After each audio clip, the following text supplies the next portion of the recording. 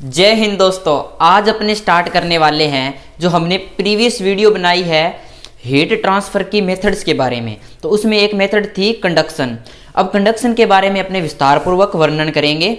तो इसमें अपने जो कंडक्शन के लिए जो नियम दिया गया है, जो आदर्श समीकरण दी गई है, उसे बोलते हैं फूरियर का नियम। आज हम समझेंगे फूरियर का नियम। तो देखिए कंडक्शन के बारे में थोड़ा देखते हैं पहले, उसके बाद अपने चलेंगे फूरियर के नियम पे। तो कंडक्शन, हमने कंडक्शन तीन मेथड पढ़ी थी, कंडक्शन, कन्वेक्शन और रेडिएशन। कंडक्शन, कन्वेक्शन, रेडिएशन, चालन, संवहन और विकिरण। कंडक्शन में क्या था? कंडक्शन में किसी रोड का एक साइड जब हम गर्म करते हैं, किसी रोड की एक साइड हम क्या कर ली, हमने गर्म कर ली, तो इसकी दूसरी साइड धीरे धीरे क्या होने लग जाती है, ये साइड जो है ये भी गर्म होने लग जाती है, धीरे धीरे ये साइड भी गर्म हो जाती है।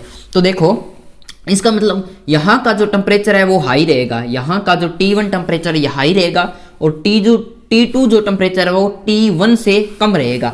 यानी यहाँ का जो टेम्परेचर है T1 का वो अधिक रहेगा, T2 का कम रहेगा।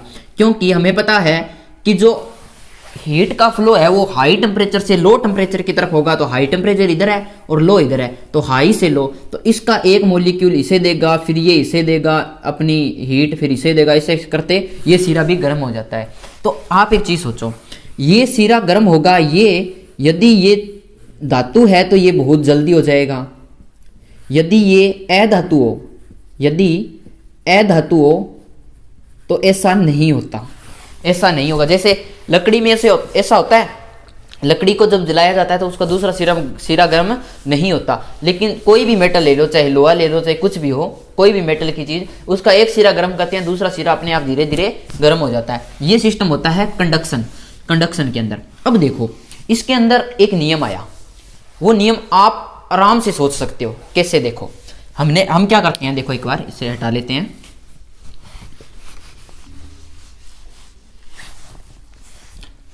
इस नियम में क्या है, इस प्रकार एक दीवार है,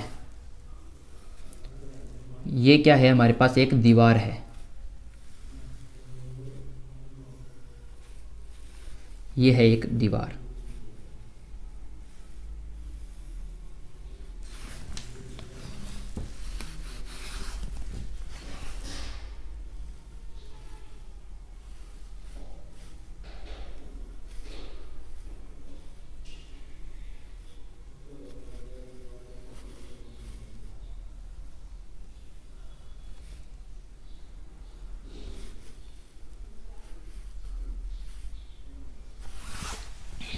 ये हमारे पास एक दीवार है। अब क्या करते हैं अपने, यहां से इसको कुछ उष्मा दे रहे हैं, क्यों, यहां से इसको कुछ क्या दे रहे हैं, उष्मा दे रहे हैं। जैसे देखो ये है हमारी दीवार। हमने क्या किया, इधर ऐसे बना लेते हैं इस दीवार को, ये हमें से इस प्रकार से दिखाई दे रही है ये दीवार। तो हमने क्या किया, यहां से क्यू हीट को यहां से जाने दिया, क्यू हीट को हमने क्या किया, इस सरफेस से क्यू हीट को जाने दिया। और इस सरफेस का जो एरिया है इसे मान लिया हमने ए, यानी जो हमारे पास सरफेस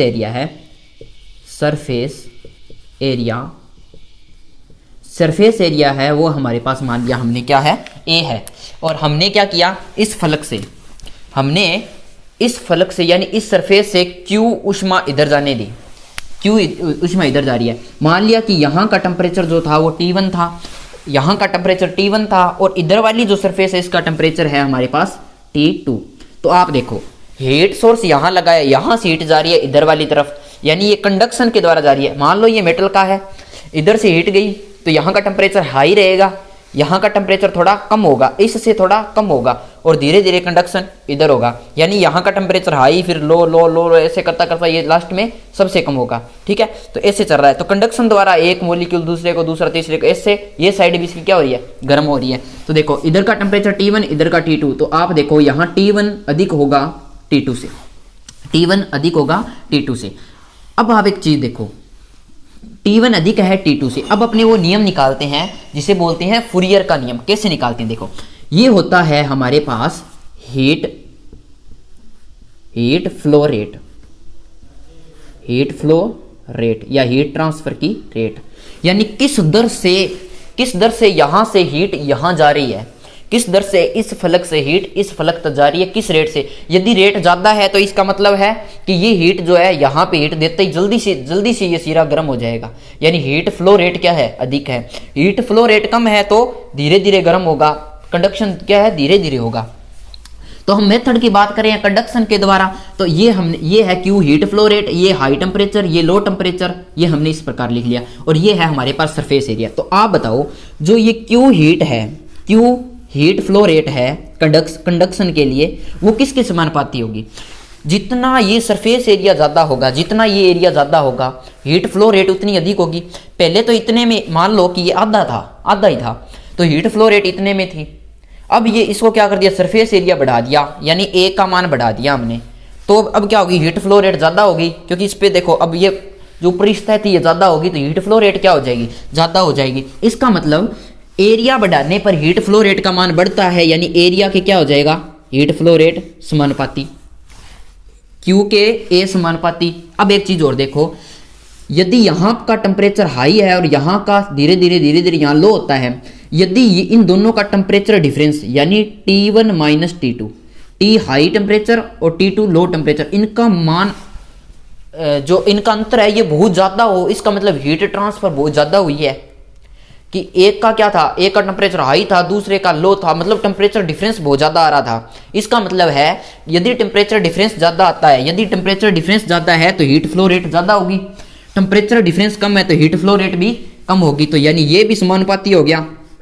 तो इसे मैं लिख सकता हूं इस T1 माइनस T2 को मैं डेल्टा T लिख देता हूं, T1 माइनस T2। देखो ये हाई है और ये लो है, तो मैंने इसे लिख दिया डेल्टा T। अब आप एक चीज देखो, हम हमेशा क्या करते हैं, हमेशा ये करते हैं, ये T1 था ये T2 था, हम करते हैं T2 माइनस T1 बराबर डेल्टा T, हम ये करते हैं। आप एक बार यही मान के चलो T2 माइनस T1 बराबर डेल्टा T, लेकिन हमने देखा कि ये जो टेम्परेचर था हमारा ये तो लो था और T1 जो था ये हाई था। लो में से हाई घटाएंगे तो उत्तर आएगा माइनस का, ये तो सिस्टम सेट बैठेगा नहीं क्योंकि यहाँ माइनस आना चाहिए। यदि मैं यहाँ माइनस लगा दूं तो इसका मान आ रहा है माइनस में, तो माइनस माइनस हो जाएगा प्लस, तो यहाँ अपने क्या लगा देते हैं, माइनस लगा देते हैं। यदि आप इस प्रकार चलो, आपको मन में रह जाए कि हाँ हम T1 को पहले मान लेते हैं और T2 को बाद में मान लेते हैं, तो माइनस लगाने की जरूरत नहीं है, लेकिन मैं एक बार माइनस लगा लेता हूं इस हिसाब से। अब आप देखो यहां ये दूरी कम थी, यहां इस दूरी को अपने मान लेते हैं x, ये दूरी कम थी। यदि ये जो दूरी है ये ज्यादा बढ़ जाए, ये दूरी जो है ये मोटाई जो है ज्यादा बढ़ जाए, तो हीट फ्लो रेट क्या हो जाएगी, कम हो जाएगी। यानी पहले हीट यहां से यहां तक आ रही थी तो बहुत जल्द आ गई, हीट फ्लो रेट अधिक थी, फ्लो की दर जो थी अधिक थी। अब इस सरफेस से इस सरफेस तक फ्लो की रेट अधिक थी, अब क्या किया, इस मोटाई को और ज्यादा कर दिया, यहां तक कर दिया। अब क्या होगी, हीट फ्लो रेट यहां से लास्ट सरफेस तक आने में टाइम लेगी, यानी जैसे जैसे इसकी मोटाई बढ़ाते जाएंगे हीट फ्लो रेट कम होती जाएगी, जैसे जैसे मोटाई बढ़ाते जाएंगे हीट फ्लो रेट कम होती जाएगी। तो ये इनवर्सली प्रोपोर्शनल हो जाएगा, यानी Q जो है वो व्युत्क्रमानुपाती हो जाएगा दूरी के। तो यहां मैं लगा देता हूं x। अब अपने क्या करते हैं, इस x को छोटा मान लेते हैं, यानी इसको जैसे ये डेल्टा t था दोनों का अंतर, इसी प्रकार इसको डेल्टा x मान लेते हैं। ये दूरी एक बार क्योंकि अपनी छोटी सरफेस लेके चल रहे हैं उदाहरण के लिए, तो इसे मान लेते हैं हम डेल्टा x। तो ये है हीट फ्लो रेट, ये है हमारे heat flow rate for conduction, heat flow rate for conduction.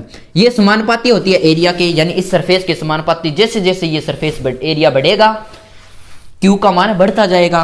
Delta T के समानुपाती, यानी यहां का टेम्परेचर और यहां का टेम्परेचर का अंतर यदि अधिक होगा तो Q का मान भी अधिक होगा। मोटाई अधिक होगी तो Q का मान कम हो जाएगा, मोटाई कम होगी तो Q का मान अधिक हो जाएगा। जैसे उदाहरण लेते हैं, कोई रोड है वो बहुत ज्यादा लंबी है, तो उसके एक सिरे को गर्म करेंगे तो दूसरा सिरा बहुत देर बाद गर्म होगा। यदि उसी रोड को अपने बहुत छोटा कर लिया, यानी उसके x का मान क्या कर दिया हमने, कम कर दिया, उसकी जो लेंथ थी उसको कम कर दिया थोड़ा। अब क्या होगा, उसके एक सिरे को गर्म करेंगे, थोड़ी सी देर बाद दूसरा सिरा गर्म हो जाएगा। तो ये आपको समझ में आ गया होगा।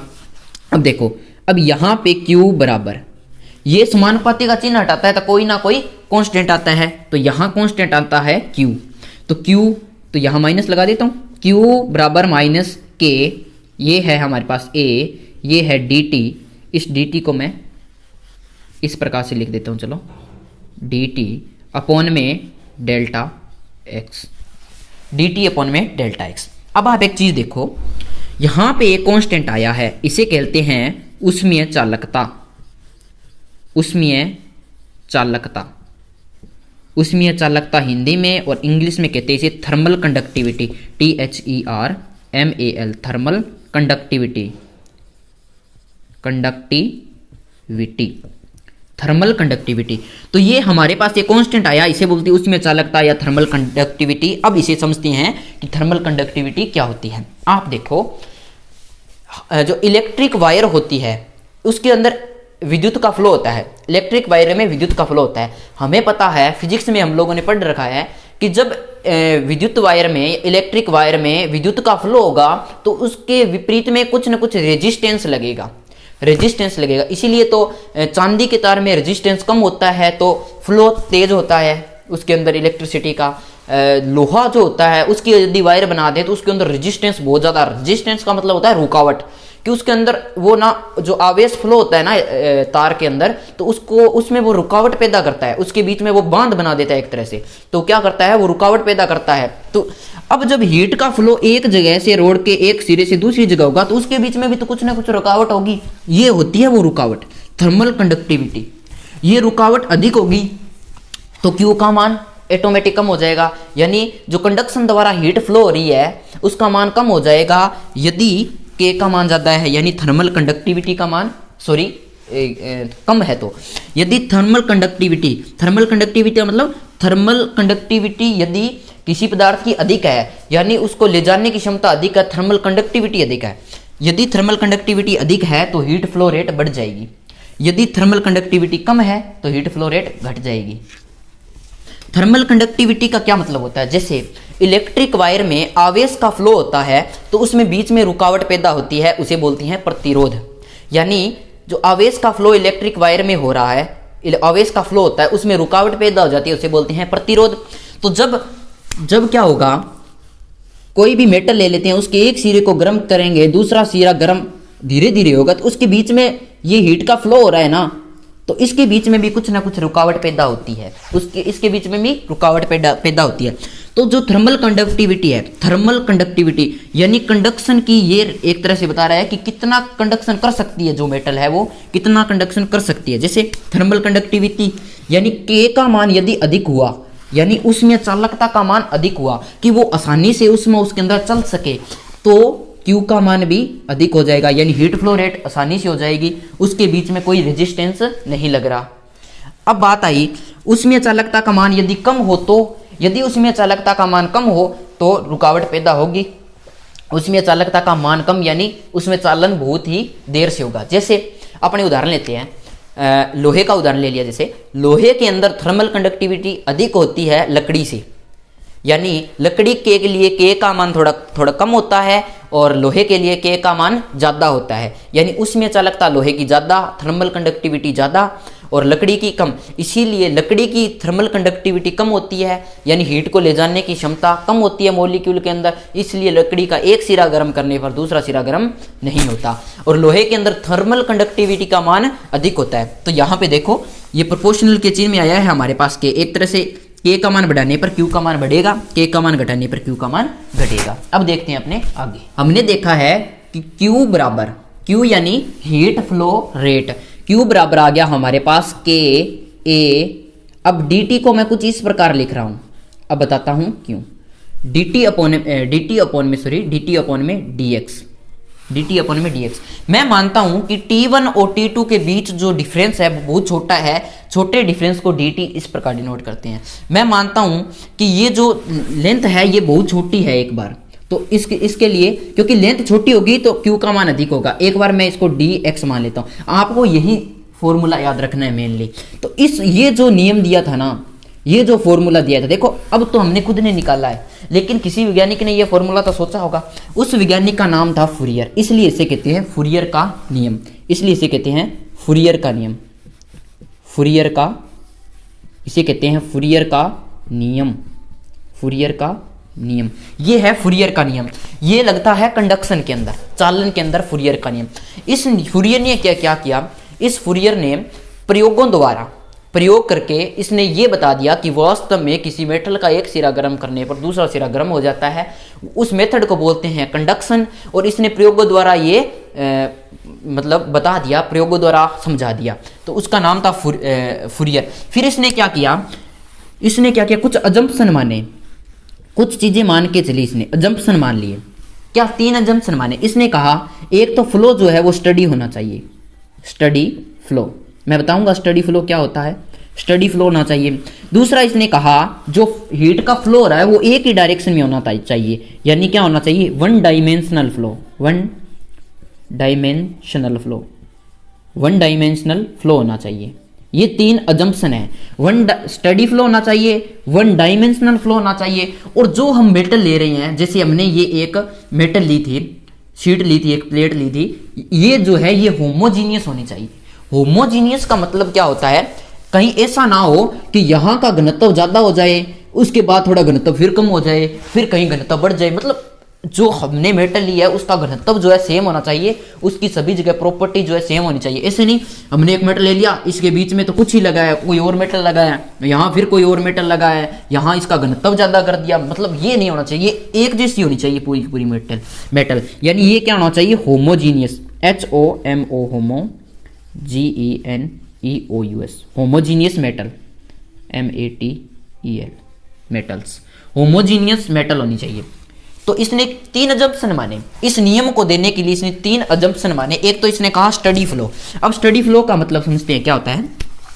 स्टडी फ्लो में इसने कहा, स्टडी फ्लो का मतलब ये होता है कि जैसे जैसे ये दूरी बढ़ रही है, जैसे जैसे ये दूरी बढ़ रही है, मान लो यहाँ पे जो टेम्परेचर होगा ना, ऐसे नहीं है कि हीट फ्लो हो रही है और यहाँ 1 सेकंड पहले तो टेम्परेचर कुछ और था, 1 सेकंड बाद और हो गया, फिर आगे वाली 5-4 सेकंड बाद बदल गया, ऐसा नहीं होना चाहिए। यानी टाइम पे डिपेंड, टेम्परेचर टाइम पे डिपेंड नहीं होगा। जैसे मान लो हमें पता है कि यहाँ का टेम्परेचर अधिक होगा, यहाँ का कम होगा, और जैसे यहाँ से धीरे धीरे यहाँ जाएंगे तो यहाँ का कम, यहाँ का ज्यादा, फिर उससे कम, फिर उससे कम, फिर उससे कम, फिर उससे कम चलता है। लेकिन इस पॉइंट पे मान लिया कि ये पॉइंट है, इस पॉइंट पे यदि कोई टेम्परेचर है फिलहाल इसका, तो हमेशा वही रहेगा। ऐसे नहीं है कि टाइम के साथ ये परिवर्तित हो जाएगा, टाइम के साथ परिवर्तित हो जाएगा, ऐसा नहीं होता। तो इस चीज को दर्शाने के लिए हम क्या लिखते हैं, हम कहते हैं कि जो टेम्परेचर है वो फलन नहीं है, ये F होता है फलन, टेम्परेचर फलन नहीं है। ये देखो ब्रेक बराबर लगा के नहीं का चिन्ह लगा दिया।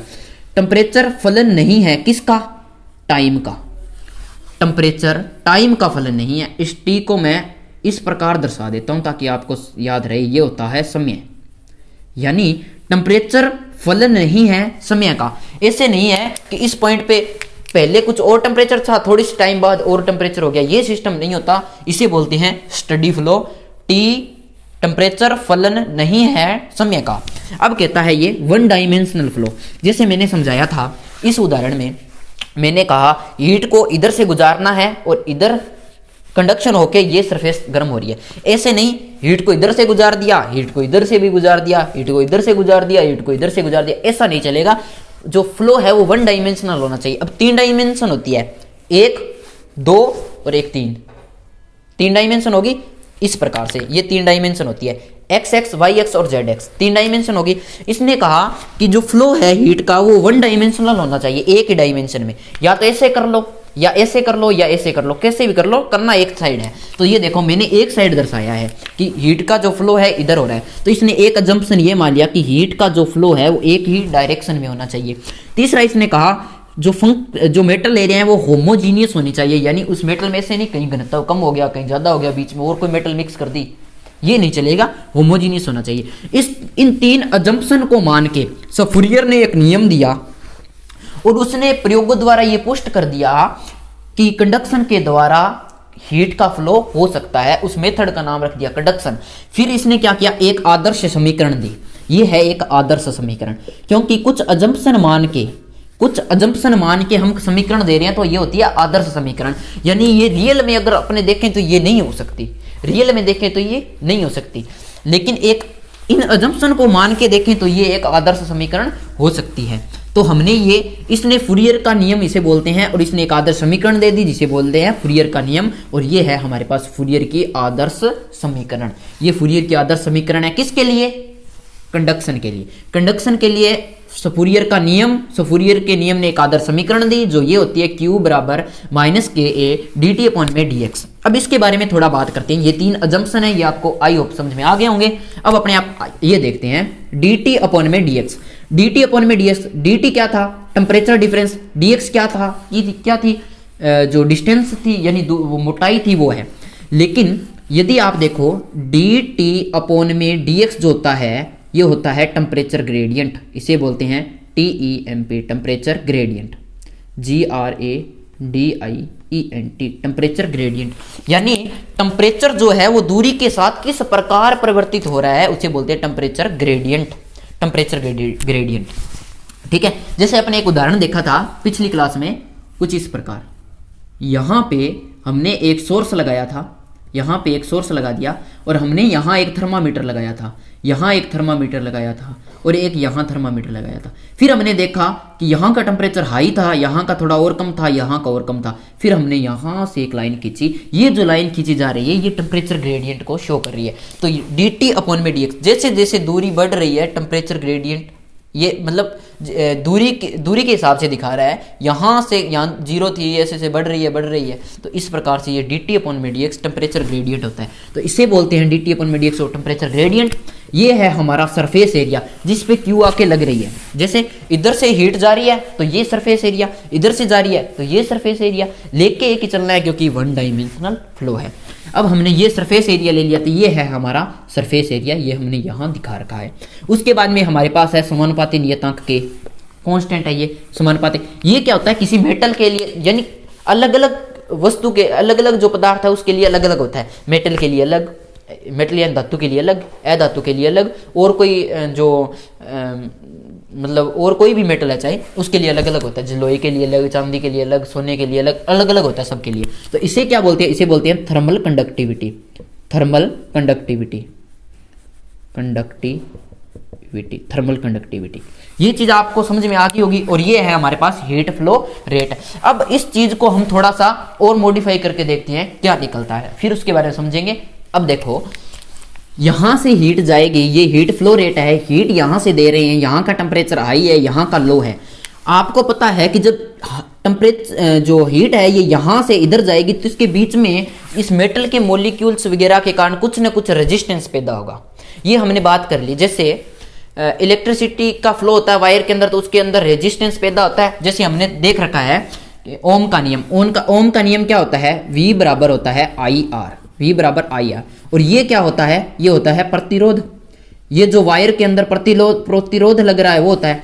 इसी प्रकार जब हीट का फ्लो होता है तो मेटल के अंदर भी एक प्रतिरोध लगता है, उस प्रतिरोध को कहते हैं थर्मल रेजिस्टेंस। थर्मल रेजिस्टेंस, उस प्रतिरोध को क्या बोलते हैं? Thermal resistance, THERMAL, thermal resistance, TANCE, thermal resistance. Thermal resistance को हम डिनोट कर देते हैं RTH। R यानी प्रतिरोध यानी रेजिस्टेंस, TH का यानी थर्मल। अब थर्मल रेजिस्टेंस का मान कैसे निकालते हैं? वो इसी से निकालते हैं अपने। देखो कैसे, हमें पता है कि Q बराबर होता है -KA dt अपॉन में dx। ये तो सब जानते हो, फूरियर का नियम है। फूरियर ने आदर्श समीकरण दी थी कंडक्शन के लिए। अब क्या करते हैं अपने, अब इसको छोड़ते हैं, अब इसके बारे में आगे देखते हैं थोड़ा। ये जो मान है QKA, इसको इसके नीचे पुट कर देते हैं तो ये क्या बन जाएगा? ये बन जाएगा dt -dt अपॉन में dx, और ये इसके नीचे कर देंगे तो यहां ये आ जाएगा KA, और ये किसके बराबर हो जाएगा? Q के बराबर। तो अब आप देखो, अब मैं एक डेफिनेशन फूरियर नियम की ओर बोल सकता हूं कि heat flow rate temperature difference के बराबर। ये है तापमान में अंतर यानी टेम्परेचर डिफरेंस के बराबर, और ये होता है थर्मल रेजिस्टेंस। ये होता है हमारा थर्मल रेजिस्टेंस। यानी मैं कह सकता हूं हीट फ्लो रेट जो है वो टेम्परेचर डिफरेंस और थर्मल रेजिस्टेंस के अनुपात के बराबर होती है।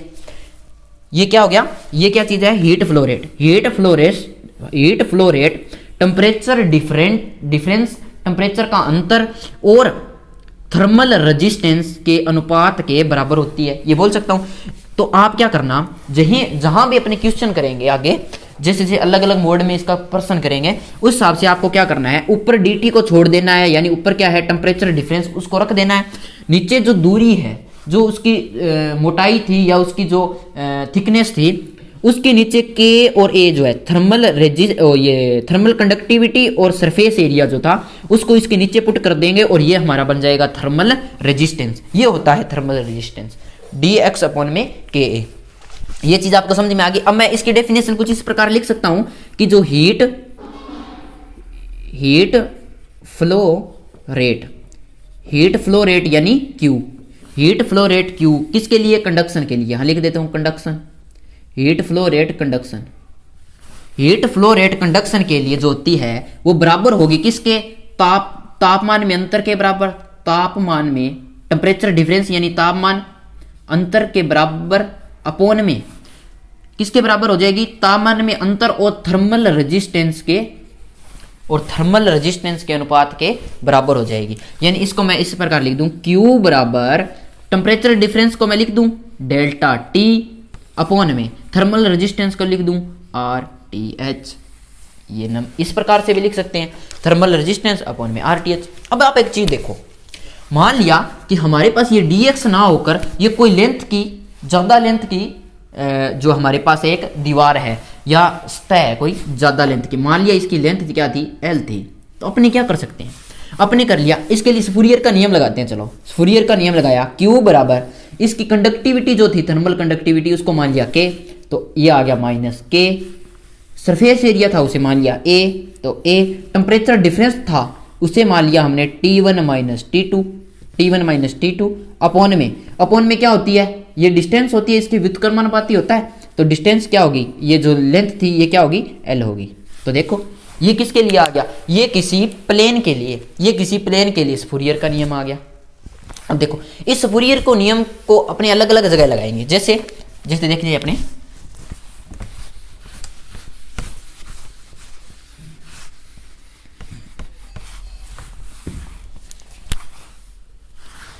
जैसे अपने क्या करेंगे, एक प्लेन के लिए फूरियर का नियम लगाएंगे। मतलब अपने को क्या करना है, इसने कंडक्शन के लिए समीकरण दे दी, हमें चेक करना है कि ये कंडक्शन की समीकरण हर जगह लागू होती है कि नहीं। जैसे अपने एक दीवार के लिए यूज किया, यानी एक प्लेन के लिए एक तरह से यूज किया, फिर अपने क्या करेंगे, एक प्लेन के पास में ये किसी मेटल का है और उसके पास में दूसरी मेटल का एक प्लेन और रखेंगे। अब अपने करेंगे कि यहां से Q का फ्लो करवाएंगे और इसके लिए हम कंडक्शन देखेंगे कि होता है कि नहीं होता, ये समीकरण बना सकते हैं कि नहीं बना सकते, ठीक है। उसके बाद अपने क्या कर लेंगे, एक बेलन ले लेंगे, और उसके अंदर क्या करेंगे, ये खोखला बेलन है और इसके अंदर एक हीट सोर्स रखेंगे अपने, यहां से Q जो है उसमें उसका फ्लो करवाएंगे। तो एक बेलन के लिए हम इसका नियम उपयोग करके देखेंगे। फिर अपने क्या करेंगे, एक जो गोला होता है, गोला समझते हो, सफेयर खोखला सफेयर होगा, ठीक है, उसके अंदर कुछ ना कुछ अपने सोर्स रखेंगे और यहां से Q ऊष्मा निकलेगी और इस सतह के कारण ये सतह गर्म होगी। तो हम देखेंगे सफेयर के अंदर कंडक्शन, बेलनाकार सतह के अंदर कंडक्शन यानी बेलन के अंदर, और कंपोजिट इसे बोलते हैं कंपोजिट वॉल के अंदर कंडक्शन, और किसी प्लेन के अंदर या किसी वॉल के अंदर कंडक्शन। कंपोजिट वॉल यानी संयुक्त सतह, संयुक्त यानी कोई जुड़ी हुई सतह, संयुक्त सतह यानी एक सतह किसी और मेटल की है और दूसरी सतह किसी और मेटल की है। तो इस प्रकार से अपने ये फूरियर का नियम है ये लगा के देखेंगे। तो अपने देखो हमने अभी किसके लिए लगाया, लेंथ, इस लेंथ को क्या कर दिया हमने, dx की जगह L कर दिया, तो यानी ये प्लेन बन गया। तो हमें क्या करना था, हमें तो पता है कि Ka temperature difference T1 minus T2, इसका आंसर माइनस आता है क्योंकि T1 हाई टेम्परेचर है और T2 लो टेम्परेचर है। तो हमने T1 माइनस T2 लिखा, इसलिए ये माइनस का चिन्ह हटा सकते हैं अपने। T1 माइनस T2 लिखा तो माइनस का चिन्ह हटा दो, क्योंकि हीट फ्लो रेट नेगेटिव तो हो ही नहीं सकती, पॉजिटिव होगी। ये माइनस इसलिए लगाया था यदि T2 माइनस T1 कर दें, तो यहाँ माइनस करेंगे तो माइनस माइनस प्लस होके और ये हीट फ्लो रेट पॉजिटिव हो जाएगी। अब ये पॉजिटिव है तो हमें दिक्कत नहीं है, तो हमने dt का मान निकाला। अब dx का निकालना था, तो प्लेन के लिए dx का मान क्या है, L है, तो यहाँ लगा दिया L, तो ये प्लेन के लिए आ गया। अब हम अगली वीडियो में क्या करेंगे, संयुक्त सतह के लिए निकाल लेंगे, बेलन के लिए और स्फीयर के लिए निकाल लेंगे। मिलते हैं अगली वीडियो में। जय हिंद।